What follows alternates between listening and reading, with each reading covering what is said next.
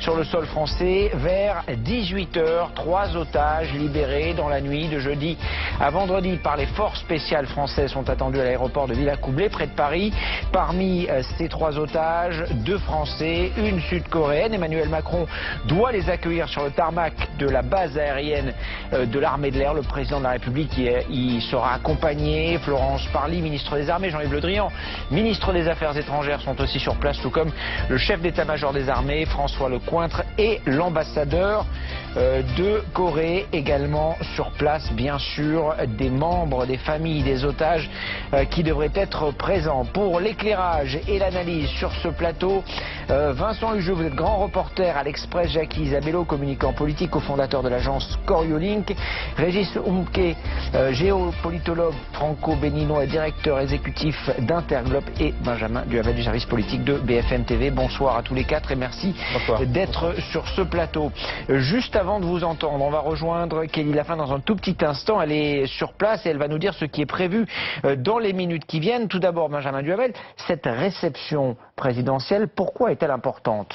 Eh bien, elle est importante parce que on le sait, on le voit depuis François Hollande, Nicolas Sarkozy, à chaque fois que des ex-otages reviennent en France, il y a une cérémonie. La spécificité de cette cérémonie, c'est sa relative discrétion, sobriété voulue par le président de la République. Il n'y aura pas de prise de parole du chef de l'État. La prise de parole, elle aura lieu mardi à 11h dans la cour des Invalides pour rendre hommage aux 2 militaires tués. Cette discrétion, cette sobriété, il y a sans doute plusieurs raisons à cela. D'abord, il faut le répéter, la mort de ces 2 militaires pour libérer ces otages. Ça, c'est la première raison. La seconde aussi, c'est sans doute une volonté de la part du président de la République, eh bien, de ne pas se voir reprocher une forme d'instrumentalisation s'il avait pris la parole. En tout cas, c'est ce que l'Élysée a expliqué. Et puis, il y a enfin ce qu'on a vu dans la prise de parole, notamment du ministre des Affaires étrangères ce matin, Jean-Yves Le Drian, qui a parlé d'une forme d'imprudence chez ces 2 ex-otages qui étaient donc en vacances au Bénin, avec un début de polémique politique avec certaines personnalités qui effectivement ont considéré que ces otages avaient été imprudents. C'est aussi là encore une volonté de ne pas en faire trop, donc une cérémonie qui sera sobre et discrète ce soir à Villacoublay. Ah, c'est une question intéressante, cette question. Est-ce qu'ils ont été négligents, ces 2 Français, de partir en vacances comme cela au Bénin ? Je pense que jusqu'à preuve du contraire, le Bénin n'était pas classé comme un pays rouge écarlate, donc le fait qu'il se soit rendu, qu'il soit passé par une entreprise qui le permet donc d'y accéder, et par le Parc Pendjari, je ne suis pas certain qu'on les aurait laissés s'il y avait des risques majeurs de terrorisme. Bien sûr, sur la frontière. Il est certain que sur la frontière... C'est une zone rouge, ça c'est indiqué sur le site du ministère des Affaires étrangères. C'est une zone qui est formellement déconseillée. Exactement. Mais le Parc Pendjari côté Bénin, jusqu'au jour où ils ont été enlevés, malheureusement il y a eu le meurtre de Fiak Bredji, le guide béninois, c'était pas considéré comme une zone à risque. Après, effectivement, les alertes sur le Quai d'Orsay, elles sont assez changeantes, mais jusque-là, je n'ai pas eu l'impression qu'elles étaient rouges, sinon ils ne se seraient pas rendus. Et le Bénin n'est pas un pays à risque, pas plus que le Parc Pendjari. Alors, ce que dit en tout cas le ministère des Affaires étrangères sur ce pays, c'est que, et notamment sur cette zone du nord du pays, en raison d'activités possibles de groupes armés et du risque d'enlèvement, il est formellement déconseillé de se rendre dans les zones frontalières du Burkina Faso, y compris les parcs nationaux du Pendjari et les zones cynégétiques mitoyennes du parc de la Pendjari et de l'Atakora. On va y revenir parce que ça c'est une question évidemment intéressante. 2 soldats français sont morts au cours de l'opération de libération dans la nuit de jeudi à vendredi. Kelly Lafin, tout d'abord, vous êtes dans cet aéroport de Villacoublay. C'est une base militaire occupée par l'armée de l'air depuis, je crois, 1936. Vous allez nous expliquer ce qui est prévu dans les minutes qui viennent. Allez, d'ici 12 minutes. Oui, l'atterrissage est en effet imminent. Dans les minutes qui viennent, ce sont 3 ex-otages qui vont descendre de l'avion. Les 2 Français, Laurent Patrick Pic et Laurent Lassimouya. Ils seront également accompagnés de la citoyenne sud-coréenne qui avait été libérée en même temps qu'elle les accompagne, tout simplement en raison de l'absence d'ambassadeurs sud-coréens au Burkina Faso. Ils seront tous les 3 accueillis au pied de l'avion par Emmanuel Macron, par également le ministre des Affaires étrangères, Jean-Yves Le Drian, par Florence Parly, ministre ministre des Armées, par le général François Lecointre, le chef d'état-major des armées, et par l'ambassadeur sud-coréen. Les familles, les proches, de leur côté, attendront dans un salon. C'est dans ce salon que les ex-otages les retrouveront et qu'ils s'entretiendront également avec le président de la République, Emmanuel Macron, qui a voulu que cette rencontre soit la plus discrète possible. Les caméras ne seront donc pas invitées. On ignore si les deux ex-otages prendront ou non la parole à leur arrivée. L'un d'eux, Laurent Lassimouya, l'a fait au Burkina Faso, au palais présidentiel de Ouagadougou, à la mi-journée heure française. Il a tenu à rendre hommage aux deux soldats des forces spéciales qui sont décédés durant l'opération. Toutes nos pensées vont aux familles des soldats et aux soldats qui ont perdu la vie en nous libérant, a-t-il déclaré, des soldats auxquels un hommage national sera rendu mardi aux Invalides. Kelly Lafin, donc à Villacoublay. On va revenir vous voir, bien sûr, dès que cet avion apparaît. Il est supposé être sur le tarmac aux alentours de 18 h. Le protocole, évidemment, sera respecté en présence, on l'a évoqué, du chef de l'État, Emmanuel Macron, accompagné de plusieurs ministres, dont celui des Armées et celui des Affaires étrangères, du chef d'état-major des Armées, François Lecointre, et de l'ambassadeur de Corée. Voilà pour la représentation officielle. En tout cas, Jackie Isabelle, où est-ce qu'il... Au vu des circonstances, bien sûr, est-ce qu'il doit être là ce soir, Emmanuel Macron? Je crois qu'ils ont pris la bonne décision de ne pas faire intervenir le président de la République. Quoi qu'il en soit, dans ces cas-là, la parole est d'argent, mais le silence est d'or. Donc le président de la République, représentant de tous les Français, est un symbole qui devait être là, même si... Je me pose la question, et la question doit s'être posée, mais sous le coup de l'émotion, c'est bien qu'ils aient pris la décision de le faire venir. Comme pour Notre-Dame, sans faire de parallèle malheureux, eh bien, la présence du premier d'entre nous manifeste aussi le fait que les forces qui sont projetées en extérieur, et notamment les militaires, quelle que soit la circonstance, sont là pour ramener nos compatriotes, et ils ont fait leur métier. Donc de ce point de vue-là... Ce n'est pas leur mission première, voilà. Mais ça fait aussi partie de leur mission.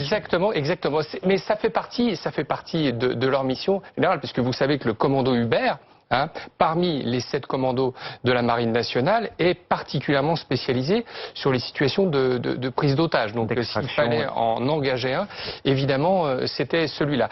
Après, je crois qu'il faut quand même énormément mettre l'accent sur le fait qu'on a perdu 2 hommes d'exception dans l'histoire du commandement des opérations spéciales. On n'en a pas perdu beaucoup depuis 1992, à peine une vingtaine. C'était vraiment des soldats d'élite, des gens qui sont formés depuis des années et des années, puisque pour intégrer ce commando, après avoir passé par d'autres, eh bien, il faut 4 ans de formation supplémentaire. Donc c'est une catastrophe à double titre, et de ce point de vue-là, quand on est politique, il faut bien juger, accueillir les compatriotes, mais surtout mettre en avant les missions spéciales de ces soldats d'élite. Voilà, il faut savoir bien juger ces 2 aspects-là quand on décide de communiquer dans cette situation, et notamment quand on est en campagne électorale, parce que n'oublions jamais, Emmanuel Macron et son parti sont en campagne électorale, donc tout ce qu'ils font, tout ce qu'il fait est interprété. Les européennes, c'est le 26 mai. Thomas Soulier, politiquement, quel doit être le positionnement du président de la République? Il est compliqué, mais s'il ne prend pas la parole cet après-midi, là dans quelques minutes, c'est pour 2 raisons. D'abord, pour ne pas être accusé de récupération politique. À l'Élysée, on nous disait, ce n'est pas et surtout pas un plan de communication aujourd'hui à Villacoublay. Ça, c'est la première raison. La deuxième, et vous le disiez à l'instant, c'est qu'il y a 2 morts. Donc l'heure n'est pas à la fête aujourd'hui à Villacoublay. Donc il veut réserver ses premiers mots à ces 2 militaires qui ont été tués, d'où l'hommage national qui aura lieu aux Invalides mardi. La gestion des otages sous la Ve République, c'est de la réelle politique. Ça dépend du pays concerné, des relations qu'on a avec lui, ça dépend de l'otage, ça dépend du président, et ça dépend aussi du moment politique pour chaque président. Il y a toutefois, Thomas, une constante, c'est qu'en général, le président se met toujours en avant. On a tous ces images dans l'inconscient collectif de François Hollande, de Nicolas Sarkozy ou encore de Jacques Chirac avec Florence Aubenas, qui accueillait et qui est le premier à embrasser l'otage, à être juste à côté de lui quand il prend la parole. Là, il a voulu jouer toujours une petite victoire, même si cette victoire n'est pas directement politique. Une victoire politique aussi, c'était l'occasion pour François Hollande, souvenez-vous, à l'époque, d'asseoir sa stature présidentielle. Lui qu'on accusait d'être un petit peu trop mou, de ne pas incarner le chef des armées. mais il a aussi utilisé cela pour incarner le chef des armées, le président qui gère cela. Donc vous voyez évidemment derrière tout cela une stratégie politique. Lui, Emmanuel Macron, il a compris, et c'est aussi une stratégie politique qu'aujourd'hui il devait faire profil bas. Vincent Hugeux, pardon.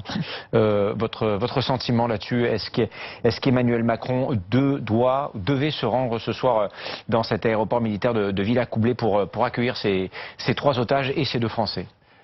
On peut considérer que l'alternative pour lui était la suivante. Où j'incarne une figure patriarcale qui accueille 2 enfants de la terre de France qui ont été enlevés puis sauvés au prix, même si j'aime pas beaucoup cette expression, que je trouve un peu trop prosaïque, de la mort de 2 soldats d'élite. Où je me dis que je vais inévitablement encourir un procès en récupération politique, et donc je m'en abstiens, mais où va-t-on dessiner le trait qui va distinguer l'otage qui est digne d'être reçu de celui qui ne l'est pas? Et moi, je me souviens, vous évoquiez à l'instant l'inconscient collectif. Eh bien justement, il y a chez les Français une persistance rétinienne, je crois, extrêmement puissante. Les plus anciens d'entre nous, et de nos téléspectateurs, se souviennent par exemple, vous évoquiez Florence Aubenas, mais Jean-Paul Kaufmann, 1988, le 4 mai, on se souvient de Jean-Paul Kaufmann et du regard d'abord incrédule puis émerveillé qu'il porte sur son fils qu'il n'a pas vu grandir, et qui est un grand ado, qui était un petit garçon quand il a été enlevé au Liban avec l'infortuné Michel Serra. Vous avez en 2013, en octobre, François Hollande avec le retour des 4 otages d'Arlit. Alors on me dira, oui, mais eux, ils étaient dans l'exercice de leurs fonctions, donc c'est différent. Non, on ne peut pas, je crois, instaurer une sorte de distinguo sur un degré de dignité que vous auriez en tant que citoyen français. Il y a eu le retour de Lazarevitch, et puis il y a eu un épisode très intéressant qui s'inscrit dans cette réflexion sur que faire pour un chef d'État.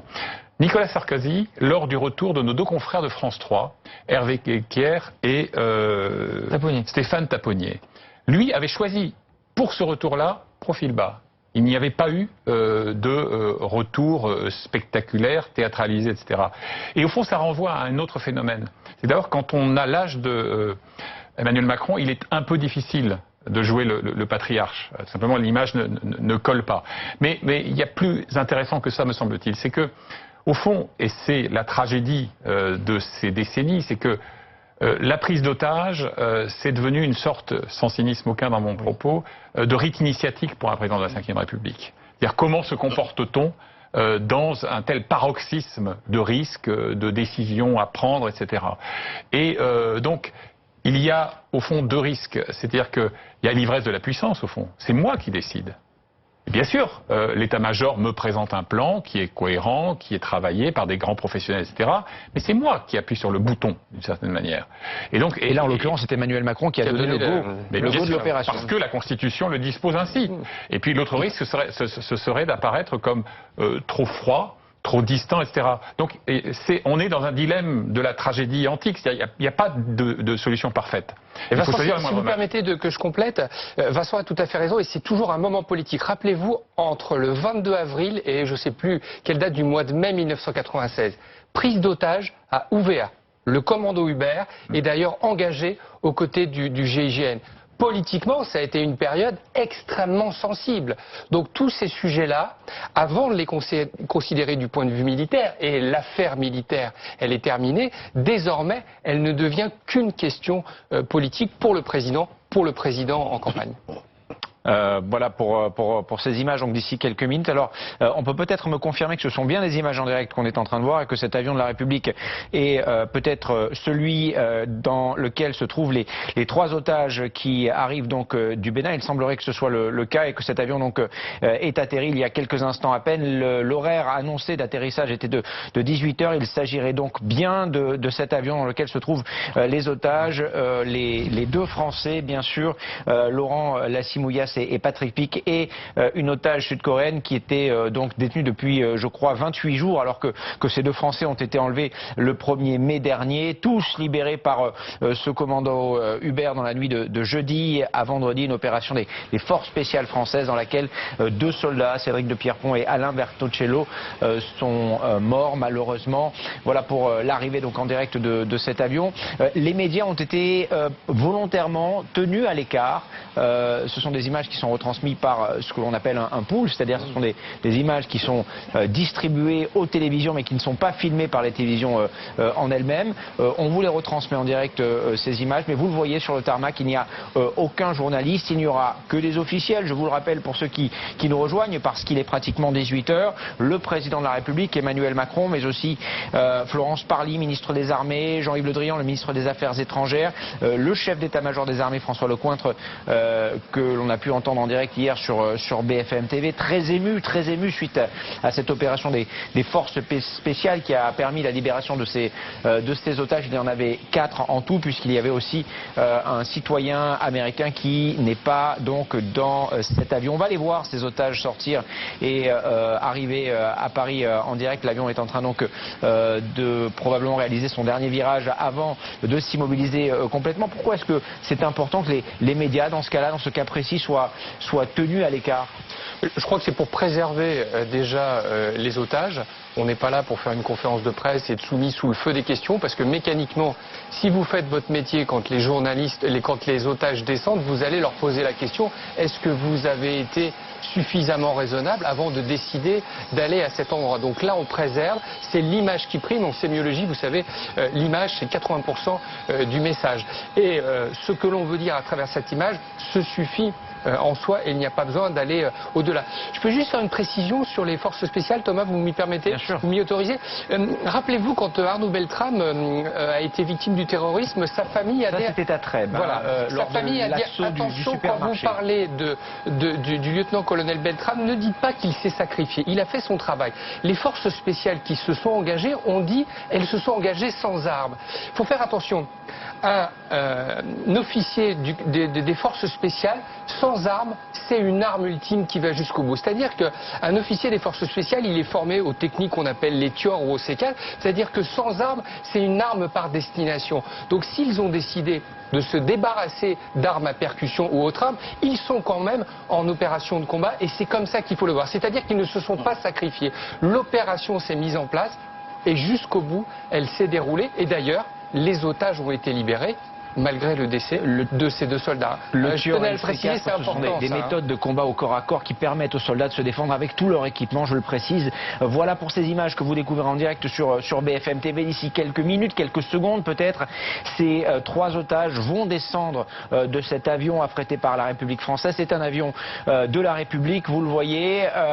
La seule petite question, évidemment, alors c'est très intéressant parce que pour l'instant, l'avion vient de s'arrêter, la porte de l'avion a été ouverte. Les officiels ne sont pas présents en bas de l'avion. On ne sait pas, avec l'angle de cette caméra, si Emmanuel Macron, le ministre des Affaires étrangères, la ministre des Armées vont se rendre au pied de l'avion pour accueillir les otages, ou si ces otages vont aller les rejoindre dans un endroit sécurisé. Vincent Hugeux, peut-être un mot de ce qu'il se passe maintenant pour les otages. Ils viennent de revenir en France, ils ont connu une dizaine de jours donc de captivité, et surtout cette opération dans la nuit de jeudi à vendredi. Et c'est une opération, quand on est civil et qu'on doit vivre ça, évidemment on n'en sort pas indemne. Qu'est-ce qui se passe là dans leur tête? Je ne peux qu'imaginer, ne m'étant jamais trouvé réellement dans une situation analogue, je me dis que pour eux, ça n'est pas simple. Et d'ailleurs, ils ont eu, je crois, la sagesse de saluer la mémoire des 2 soldats tués lors de leur première prise de parole à Ouagadougou, parce que ça ne doit pas être simple. Ils sentent qu'une polémique enfle déjà sur était-il sage d'y être ou pas, etc. Donc je crois qu'ils n'ont aucune envie de théâtraliser leur retour. Et d'ailleurs, je crois que ce parti pris de sobriété, les modalités du pool que vous évoquiez à l'instant, le fait qu'il n'y a pas une cohue de caméras et de micros au pied de l'échelle de coupé, c'est un parti pris de dignité qui, me semble-t-il, s'impose. Et les premiers mots de ces otages au Bénin ont été pour les militaires, pour ceux qui leur ont sauvé la vie, pour ceux qui les ont libérés. Qu'est-ce qui se passe là? Qu'est-ce qu'on attend? Alors vous dites, il n'y a pas de volonté de mise en scène, et en même temps, ils se sont déjà adressés à la presse, ils ont fait... Le parti pris sobriété est une forme de mise en scène. C'est une mise en scène, évidemment. Voilà. Et permettez-moi de faire un parallèle aussi. Vous savez, qu'est-ce qu'on a vu depuis 26 semaines dans les rues? On a vu des gens qui ont insulté la police. On a vu des gens qui ont caillassé les pompiers. Et là, vous voyez deux gars formidables, des gens brillants, calmes, formés, la quintessence de ce que peut faire l'école de la République.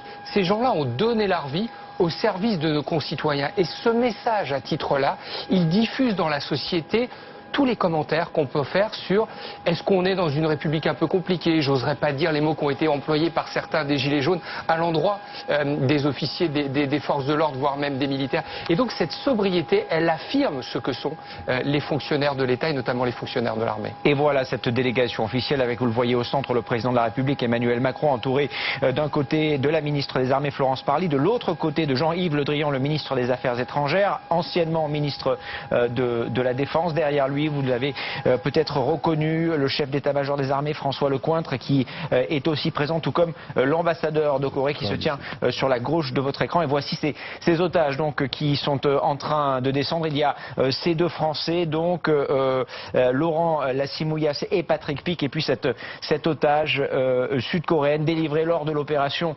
menée dans la nuit de jeudi à vendredi par ces hommes du commandant Hubert, ces forces spéciales françaises. 4 otages. Alors ça, c'était un peu la surprise de ces forces spéciales. Ils sont partis pour récupérer ces 2 otages français capturés le 1er mai dernier dans un parc naturel à la frontière du Bénin et du Burkina Faso. Oui. Et ils se retrouvent avec 2 otages supplémentaires, 2 personnes qui étaient captives depuis 28 jours. Un mot très bref sur l'absente.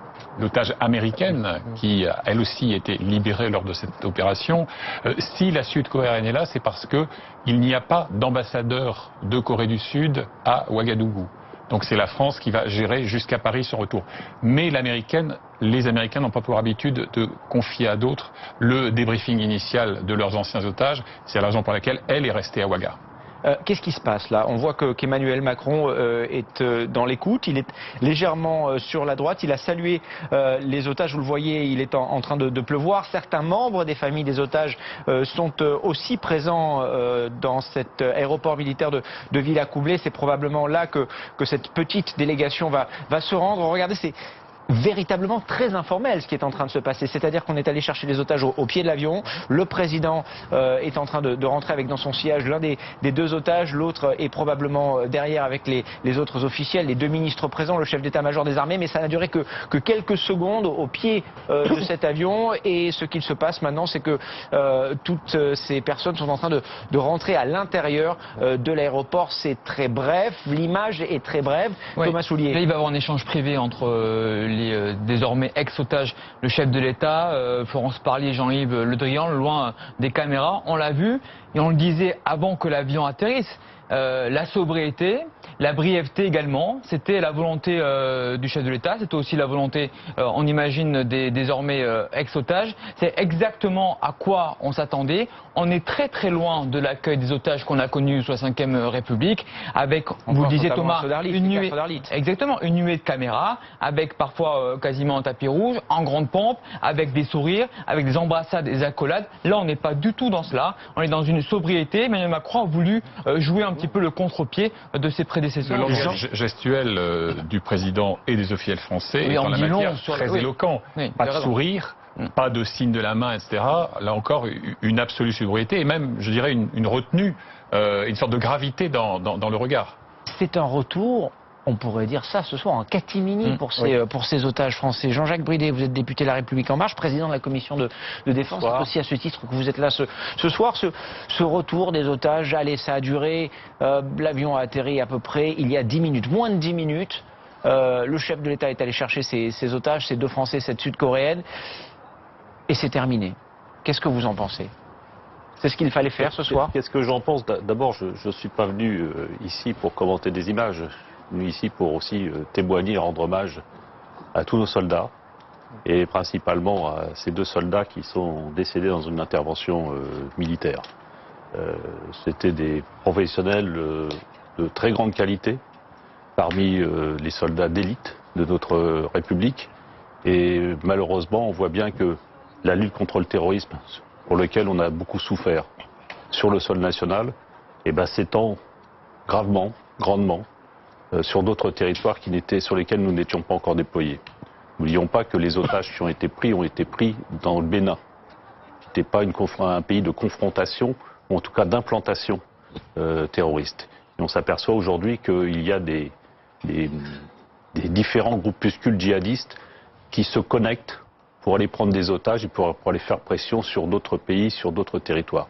Il y a cependant au Bénin des risques. La situation est très grave. Alors aujourd'hui, effectivement, d'enlèvement. Devant cette prise d'otages, la République et le président de la République a pris ses responsabilités, a décidé d'agir très rapidement afin que ces otages puissent être libérés rapidement plutôt que d'être entraînés dans un parcours djihadiste vers le nord du Mali pour lequel on aurait eu beaucoup de mal à les retrouver, comme d'ailleurs c'est le cas pour certains encore de nos compatriotes. Quel bilan vous faites de cette opération? Est-ce un succès parce que les otages ont été libérés ou est-ce un échec parce que 2 membres des forces spéciales françaises ont été tués? C'est un succès, malheureusement, avec le décès de 2 de nos soldats, mais c'est quand même un succès puisque l'ordre de libération des otages a été gagné.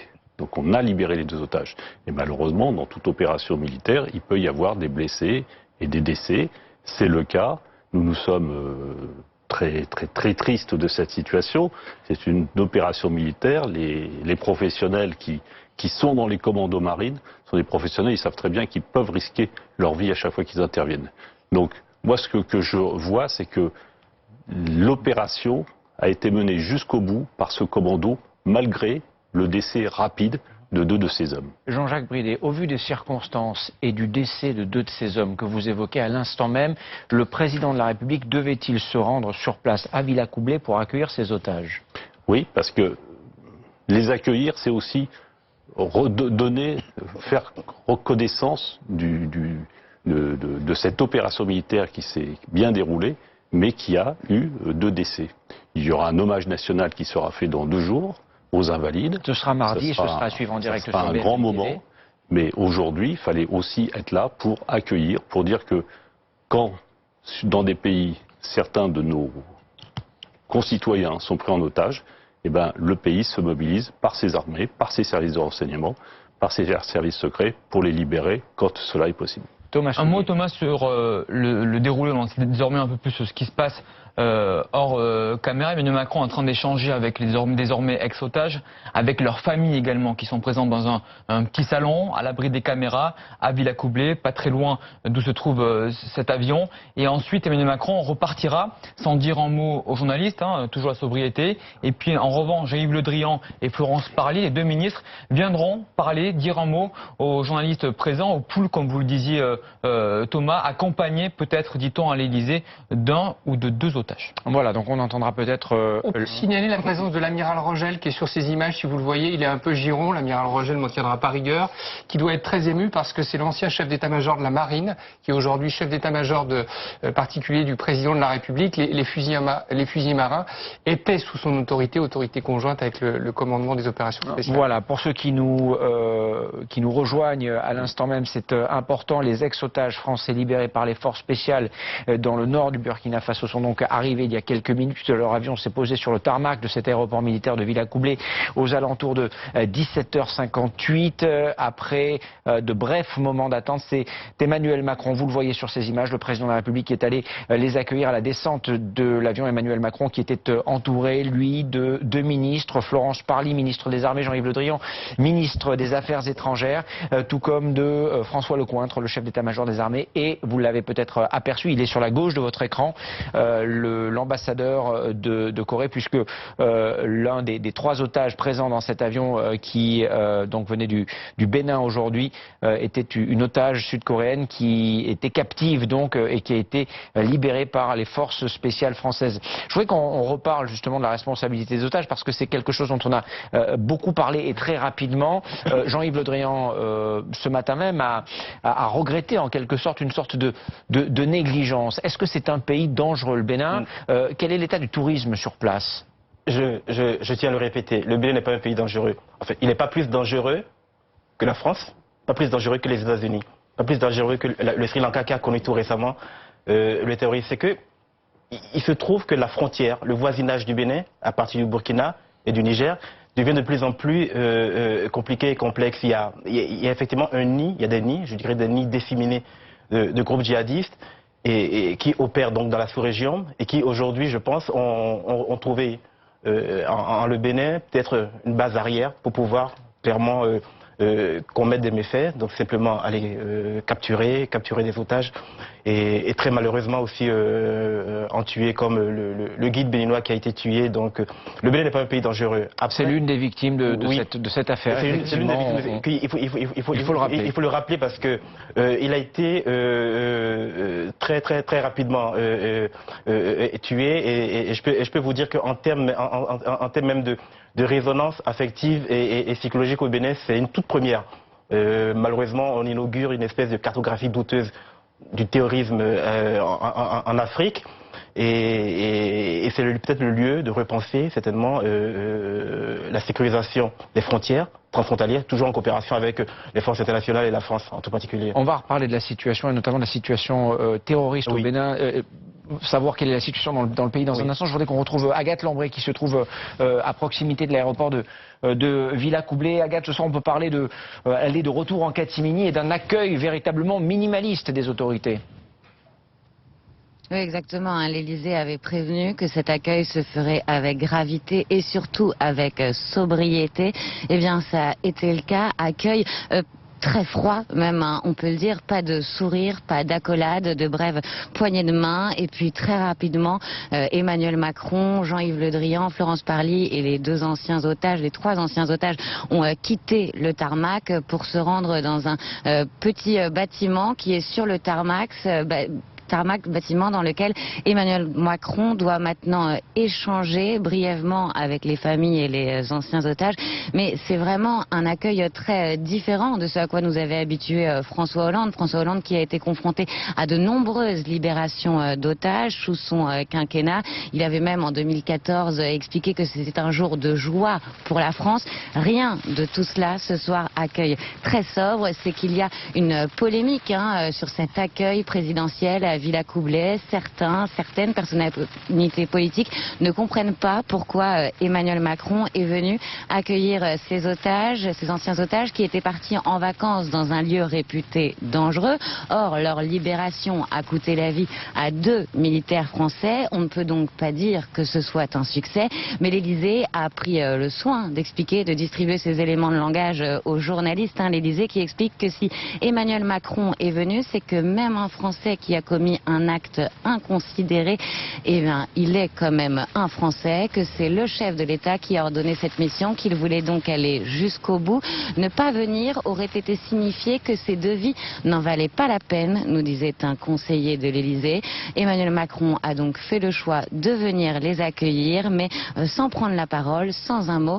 Sa prise de parole solennelle, elle aura lieu mardi lors d'un hommage national aux Invalides, aux 2 militaires tués, aux 2 militaires qui se sont sacrifiés pour sauver ces otages. Agathe Lambré avec Ouliana Maïtchev donc à cet aéroport militaire de Villacoublay, c'est à proximité de Paris. Vous avez pu le voir en direct sur BFM TV, c'était il y a 20 minutes désormais, 20 minutes, cet avion de la République qui s'est posé avec à son bord trois otages libérés par les forces spéciales françaises dans la nuit de jeudi à vendredi. 2 Français, il s'agit de Laurent Lassimoulias et de Patrick Pic et d'une Sud-Coréenne. Il y avait 4 otages en tout au départ. Une citoyenne américaine, elle a été rapatriée par les forces américaines, prise en charge donc par les États-Unis. Ce sont simplement les 2 Français et la Sud-Coréenne qui sont entrés dans cet avion à Paris. Alors sachez que les 2 Français ont été enlevés le 1er mai. Il y a donc une dizaine de jours. Les 2 autres otages étaient captifs depuis